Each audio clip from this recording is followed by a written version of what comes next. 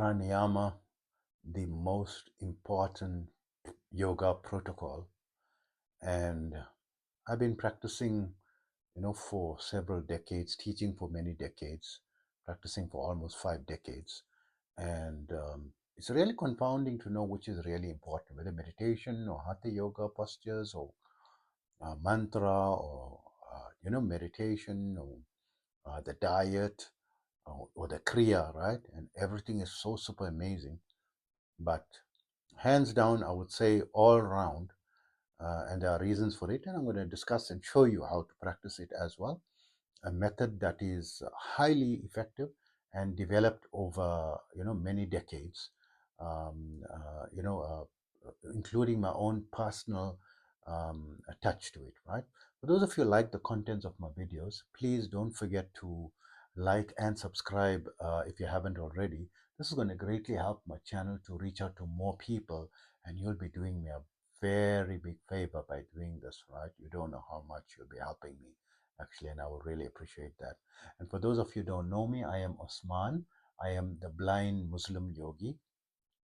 I am a bioenergy healer on a master level with telepathic healing capabilities and specializing in critical care recovery and terminal illnesses, amongst a host of other physiological, psychological, and even spiritual ailments. And usually, my customers come to me after all medical and other methods have failed.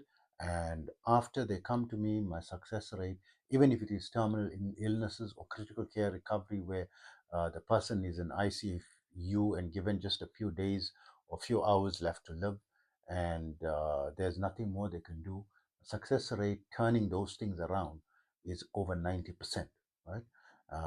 And usually the terminal illnesses patients are coming to me after all the chemotherapies have failed, and the doctors have, are left with no other options to heal them and given them, a short space of time to, wind up their affairs. And I've turned things around from there. And I'm also an advanced level yoga and meditation teacher, which I've always been teaching yoga and meditation for free. Um, I've been practicing the this art form now, I would say, for almost 50 years and teaching it now for 46 years. In that period, I had the great privilege to be able to study under various masters from different schools of thought, from different cultures across the globe, from the Far East, the Middle East, the West, including these scientific communities. And what I've done is I've gathered all my knowledge and my practical experiences and seeing what works and don't works and created my own unique protocols and basically making them easier, quicker, faster, more time efficient and results oriented. And that's the main thing, right? For you to get a result. To that end, I now have students in over 100 countries. And my favorite protocol is my 5-minute yoga and meditation program, which you can download for free by visiting my website, yogawellness786.com, and where you can also get more information about my services. Please also remember my therapies are all natural based and not a replacement for medical treatment. So, coming back to the pranayama protocol, I had to think very deeply which is the best, most efficient. And if you're going to do just one yoga, this is going to be the crux to everything, right? Although, in my personal opinion, I prefer, the hatha yoga postures because, after practicing the postures, everything else become easy. Even before doing pranayama, I do my hatha yoga postures, right? And to do a 2-minute meditation, to do just 3 minutes of hatha yoga postures, 2 minutes of meditation, and then start the pranayama will be amazing. And that will really help you, in making the pranayama that much easier. And you can download my 5-minute yoga meditation program for free, from my website, yogawellness786.com, where you can, get a 5-minute practice like a warm up. And also, it can be your staple practice, right? And then practice your pranayama. It's going to make a big difference in making the pranayama that much easier. So the goal towards the pranayama is to awaken your spirituality after unblocking all your major, we'll say, spiritual or subtle conduits called nadis and chakras, right? These are power centers and conduits that are in the subtle body. You can't see it with the naked eye. And these are what can affect a negative kundalini awakening.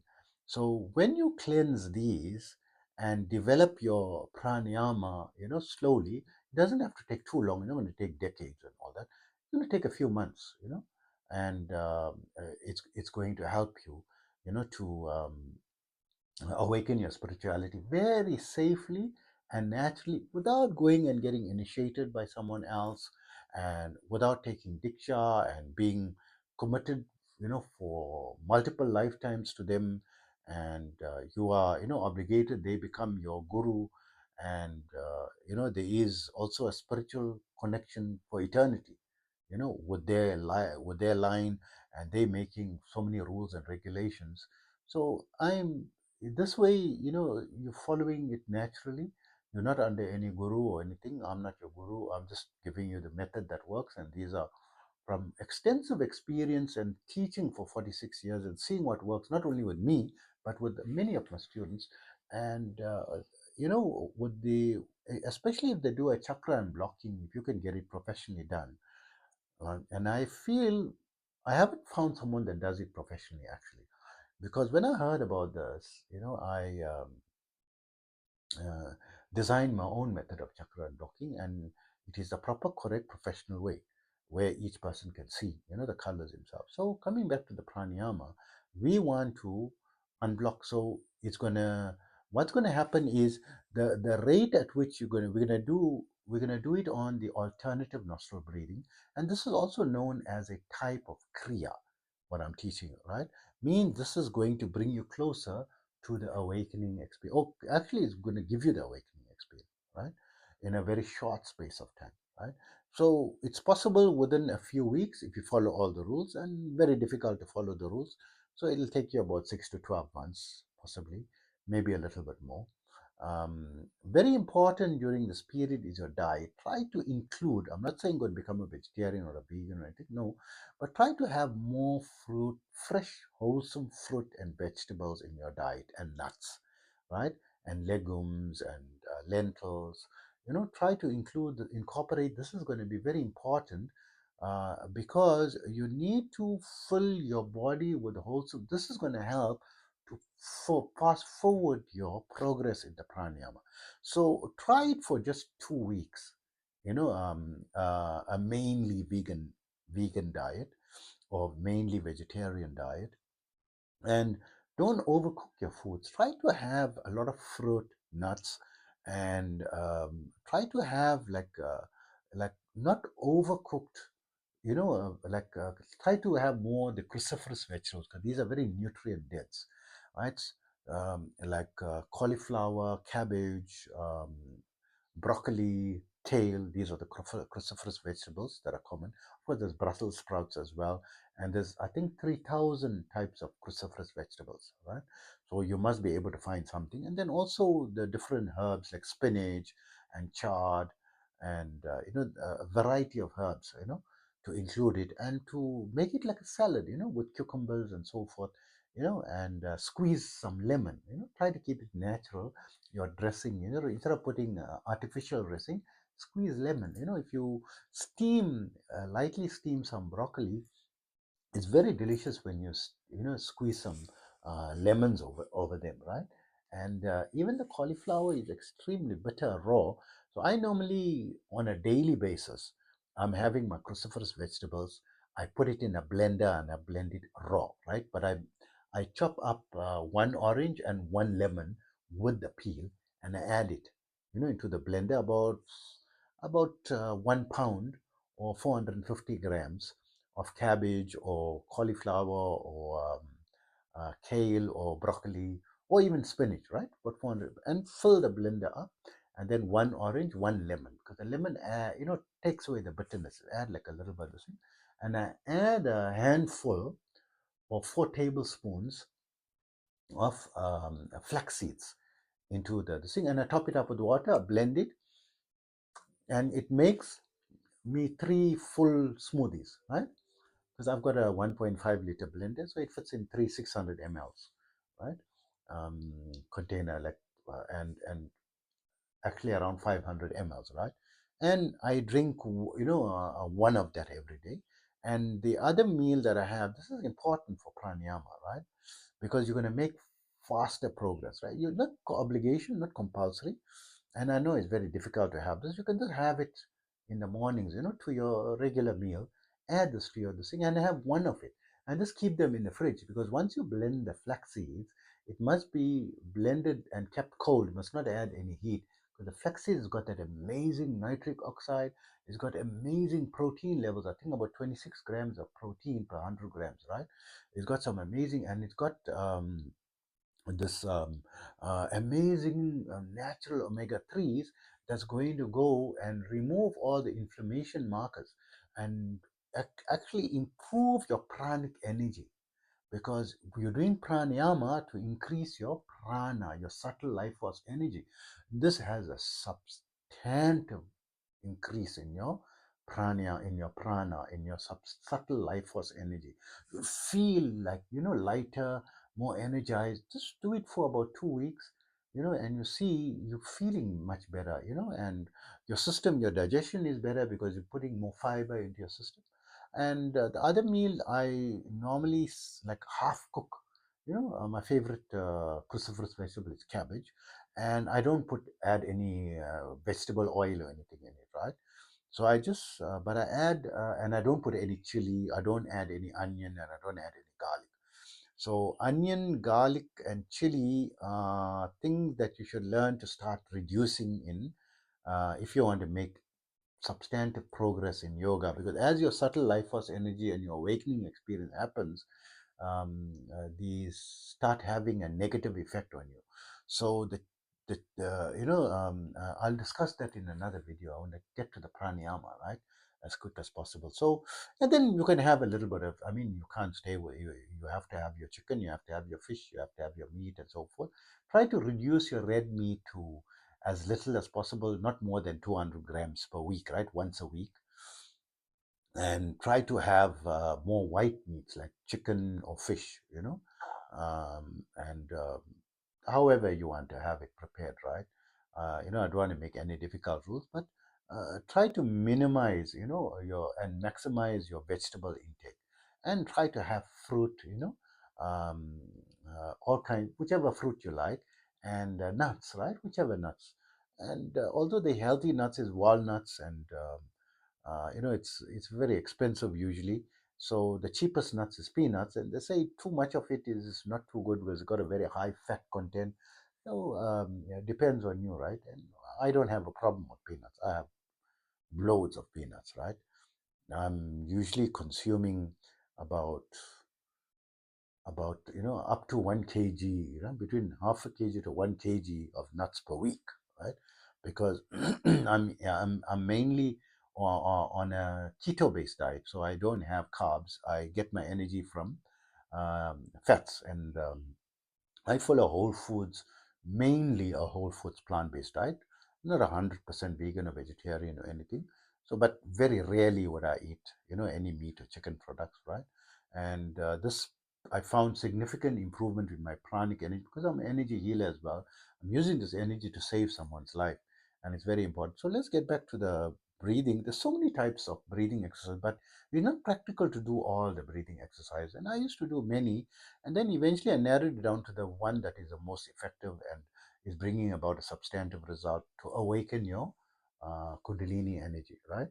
So I use the Anulum Vilum, or the alternative nostril breathing with retention, right? Basically, you're gonna sit comfortably. So you can sit on a chair, right, or in a couch if you can't sit cross-legged. So I would encourage you all to learn to sit cross-legged. This is a simple cross-legged posture that I'm sitting in. At least this, because it helps in stabilizing your energy, right? It makes a difference in the progress in your meditation, as well as in your kriya, to stabilize your kriya and your pranayama and the awakening. So it took me 2 years to learn how to sit like this. I couldn't sit like this, and I never used to practice cross. I'm practicing yoga for 5 decades, but I felt it not necessary to sit cross-legged. because I will meditate. I used to meditate on a couch, right? Sit on a comfortable couch and meditate, right? So why should I cross my legs? Because I felt that's the olden days thing, right? But I learned the benefit of it very much later, and then I just sat cross-legged until it pained, and then I sat comfortably. I started sitting comfortably on the couch.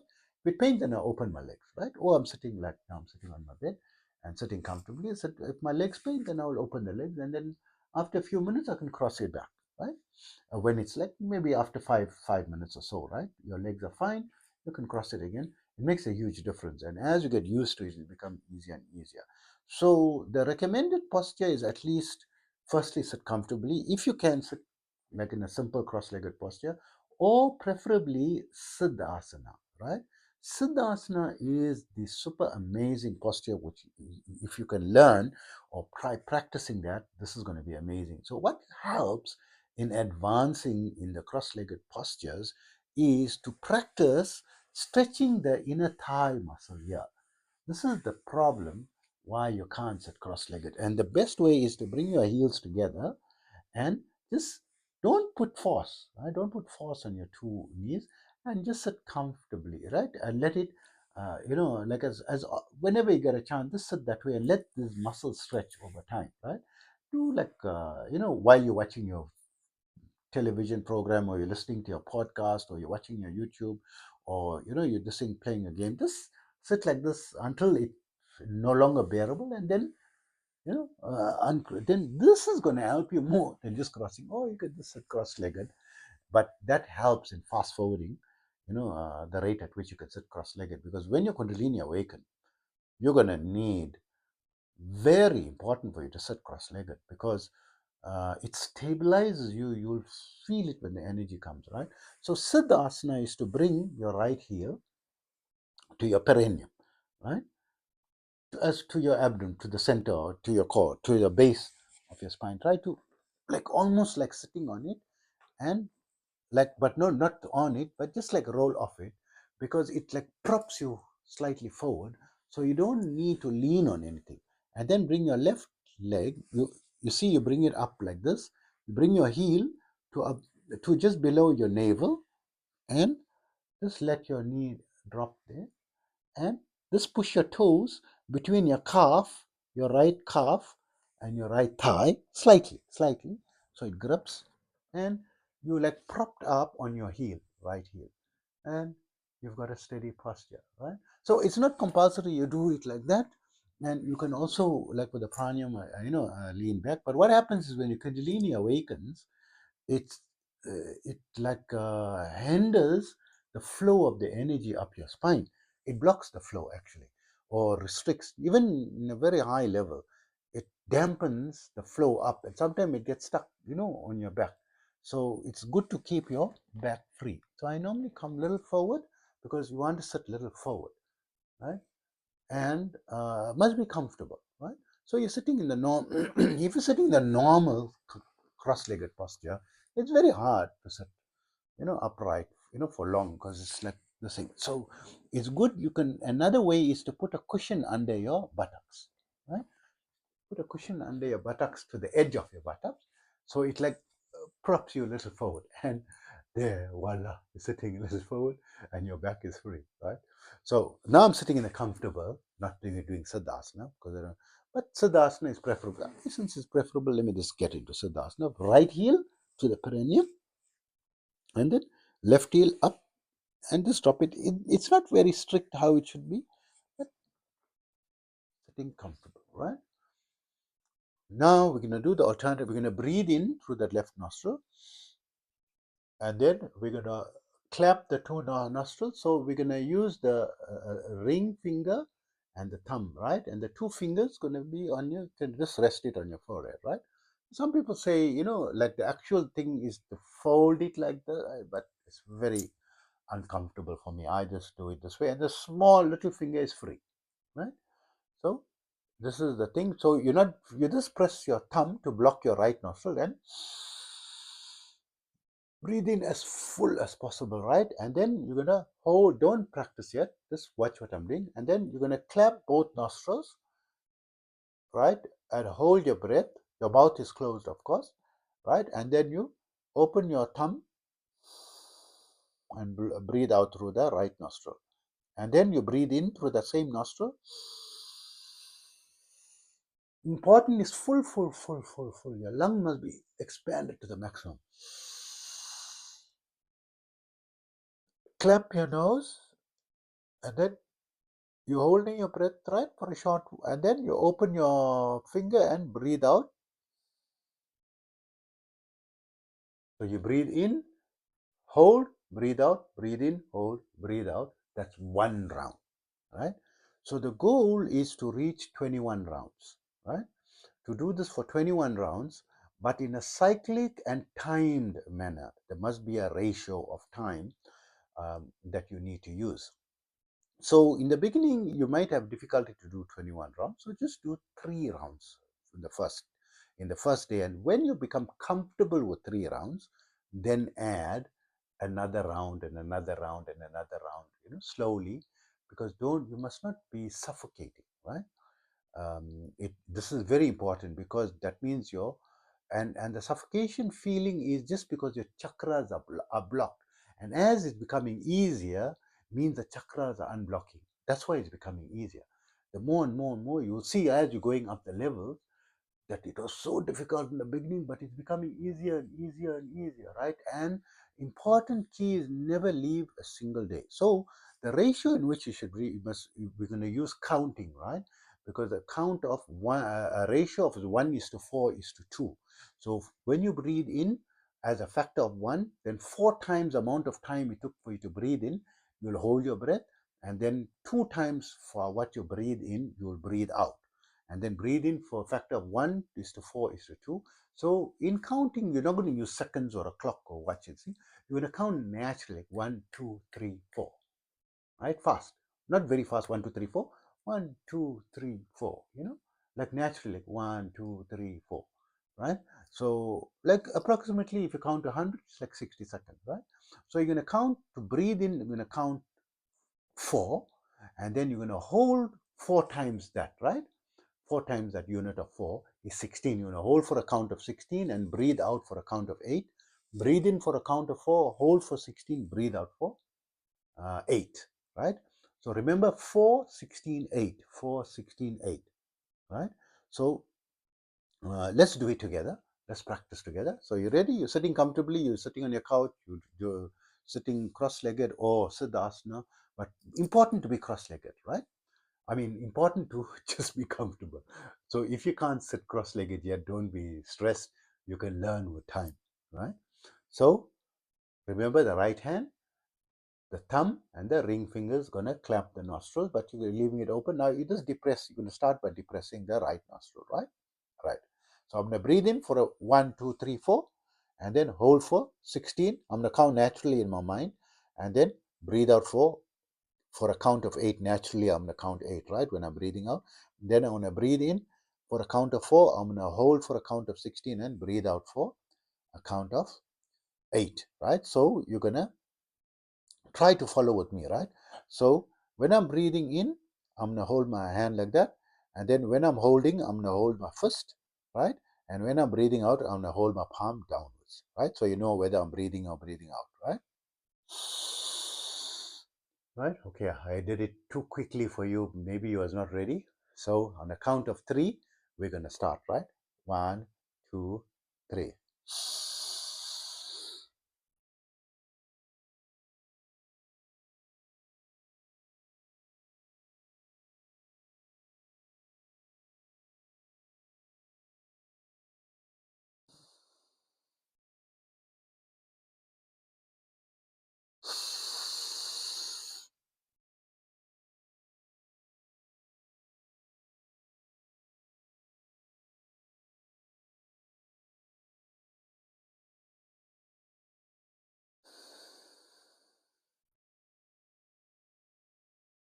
Okay, that was 1 round. That's perfect.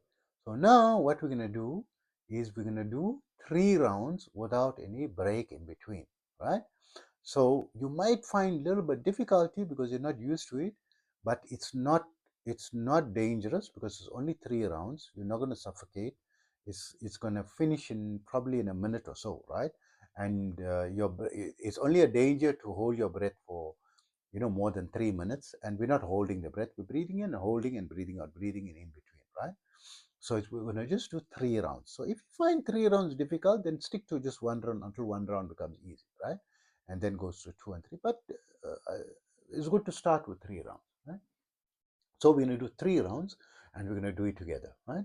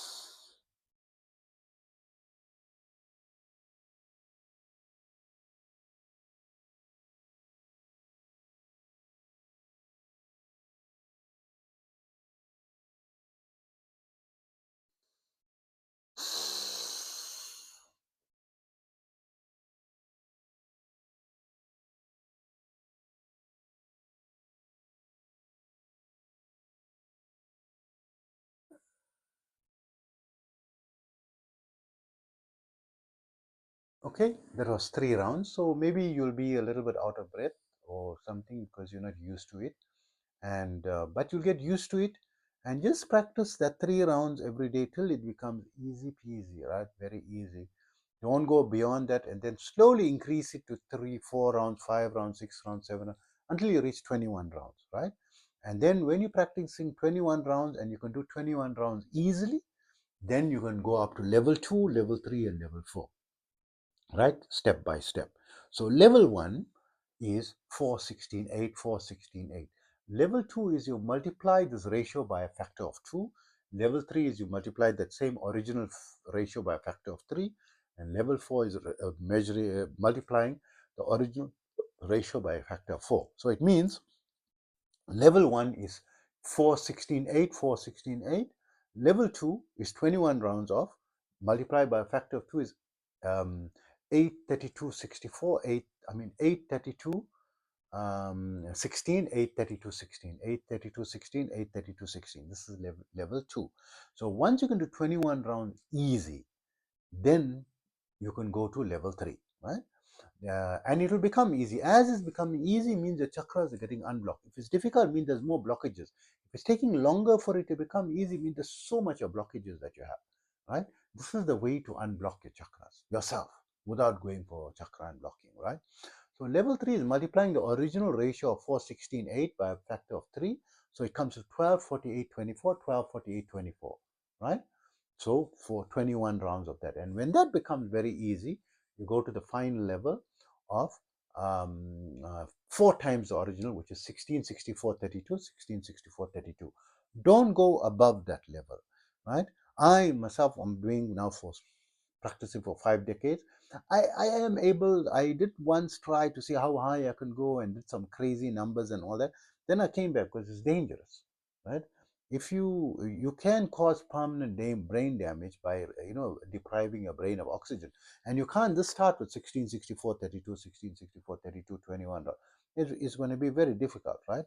Go through the levels slowly, slowly, step by step, and give the chakras a chance to unblock, right? And to reach level 4 pranayama. This, you'll find that it's easier for you to progress when you're having mainly a whole foods plant-based diet. If you cut out all animal products for at least like 2 weeks, you'll find a difference that is becoming some far easier. So I mean, try to be balanced. Have more plant-based foods and less animal-based foods. Try to reduce. No, don't reduce. Try to increase the uh, plants, right, in your diet, and wholesome plants. Try to avoid canned foods and things like that. Have wholesome. Even with your meat and chicken, try to not have processed meats, and so have proper chicken, proper meat. That you get from a butcher, and you cook it at home, and try to avoid fast foods, or decrease your fast foods and so forth to 20%, and whole cooked foods by 80%. This is going to improve the rate at which you're going to progress in your pranayama. This is the access. This is the secret to when meditation, your mind is becoming easily calm. The reason your mind is not calm because there's too much blockages in your chakras. You need to unblock it. The pranayama is absolutely important, and one never leaves it because blockages are keep coming, and you want to improve and improve and improve and improve. Right, in the advanced levels it improves, it still improves, right, the 1664, and automatically the kundalini must rise while you're doing the pranayama on the advanced level. Just while you're doing it, it will start rising on its own, because it will rise naturally. You don't have to force it to rise. It comes rising naturally when all your chakras are completely unblocked, when the pathway is fully clear. This can take decades to reach, but pranayama can fast forward this, and kriya can make it that much faster, right, which I will teach in another video. So I hope you're safe practicing. There's so many health benefits to pranayama. 90%, though, as you're coming to the fourth level, your illnesses will, your immune system will start improving. You'll find you're not getting sick as often. Actually, 90% of illnesses will not affect you when you come to level 4 of this prana. Only 10% of illnesses can affect you, but 100% of psychological problems will not affect you. So of course, if you have born with some brain damage, or you got a physical damage to your brain, that is different, right? That is affecting your cognitive capabilities and so, or your psychology.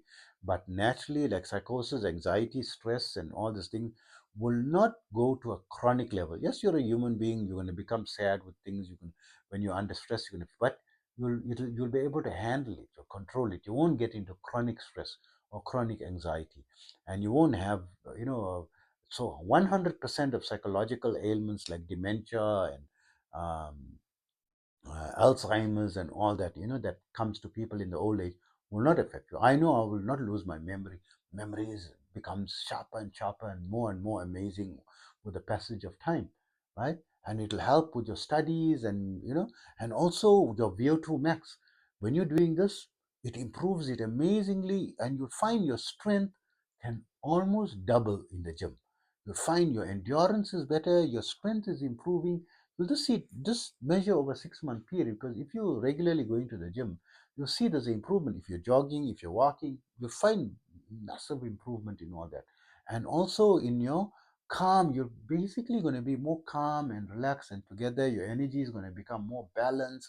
And then you'll start attracting the right people into your life. If you don't have a soulmate, you'll find your soulmate, and all these things. You'll find your your true pathway, your mission, your goal, what is your purpose in life, and all that starts happening, starts coming to you. You become very clear with what you want to do, and your goals become easier to achieve.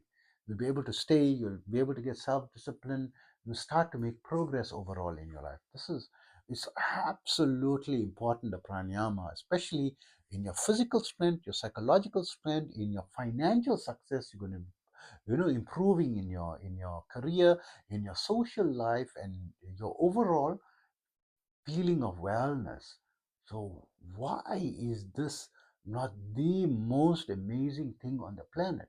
Hope that information helps you. Take care of yourself always.